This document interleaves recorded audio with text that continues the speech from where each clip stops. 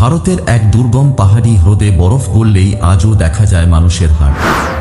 কিন্তু সবচেয়ে অদ্ভুত ব্যাপার হলো, সব মানুষ একই সময়ে মারা যায়নি।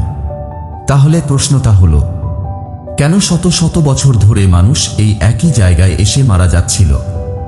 উত্তরাখণ্ডের হিমালয়ে সমুদ্রপৃষ্ঠ থেকে প্রায় 5,000 মিটার ওপরে রয়েছে রূপকুণ্ড হ্রদ।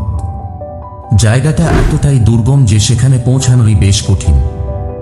1942 সালে একজন বনকর্মী প্রথম হ্রদের আশেপাশে প্রচুর মানুষের কঙ্কাল দেখতে পান। এরপর শুরু হয় গবেষণা।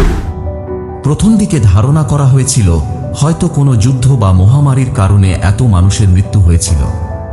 কিন্তু পরে ডনা এবং রেডিওকার্বন গবেষণায় গল্পটা আরও জটিল হয়ে ওঠে।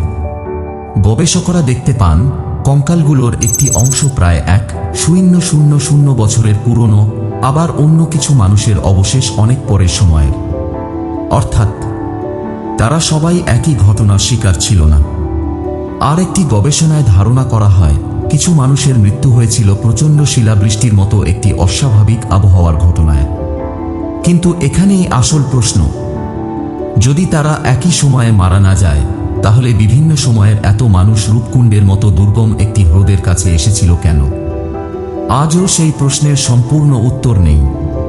এই পৃথিবীতে এমন আরও সত্যি রহস্য আছে যেগুলোর উত্তর বিজ্ঞান খুঁজছে আজও। এমন অজানা রহস্যের গল্প শুনতে মাস্টারি এক্সপ্লোরারকে সাবস্ক্রাইব করে রাখুন, কারণ পরের রহস্যটা হয়তো আপনার ধারণার থেকেও অদ্ভুত।